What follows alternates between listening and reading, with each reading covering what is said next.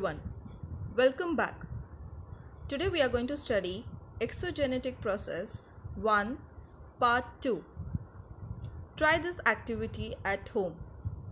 Take a glass of water and put a piece of chalk in it. On the next day, observe what has happened to it and answer the following question and write the answers in your textbook. Did the color of the water changed? What happened to the chalk? Same way you can do the next activity. Wrap a few iron nails in a wet cloth. Open the cloth after 2 days.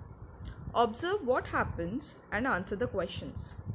Are there any stains on the cloth? Which color are they?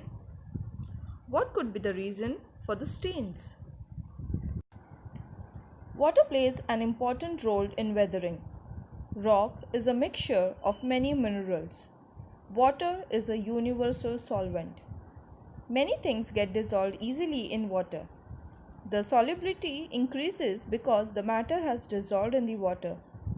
And those materials which do not dissolve easily in water get dissolved in such solutions. In areas that receives heavy rainfall, chemical weathering is predominant. Chemical weathering occurs when chemical processes cause rocks to dissolve or decompose, also known as decomposition or decay. It is a way where rocks are broken down and chemically altered. Chemical weathering occurs in the following ways. First, carbonation.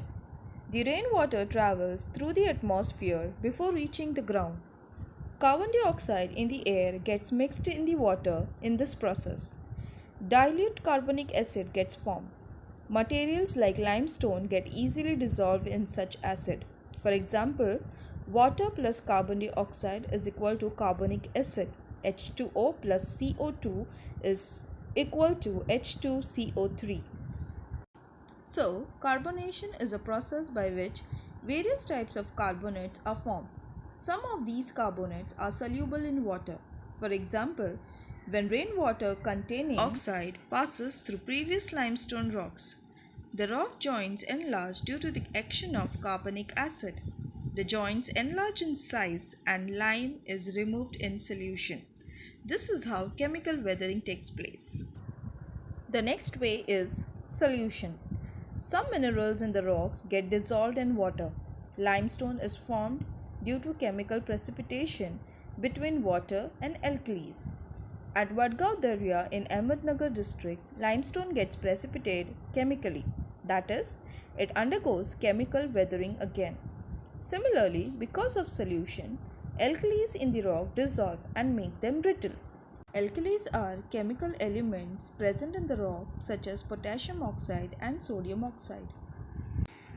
This is the picture of stalactites in Vadgaon Darya Ahmednagar due to chemical weathering.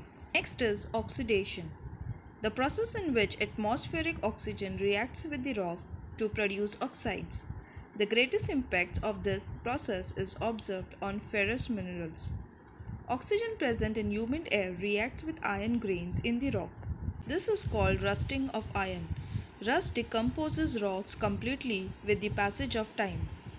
This process occurs in rocks which have iron present in them. The iron in the rock comes in contact with water and chemical reaction takes place between iron and oxygen. Hence a reddish color layer forms on the rocks. This is called as rust. When you kept nails in the wet cloth, you must have noticed a similar thing. Similar process occurs in the rocks in areas with high rainfall. There are many more processes involved in chemical weathering beside the ones mentioned above. Daily life examples include moistening of table salt in rainy season or apple slices turning brown. So this is all about chemical weathering. So in chemical weathering you need to remember about carbonation, solution and oxidation. So we'll continue in the next part. Thank you very much.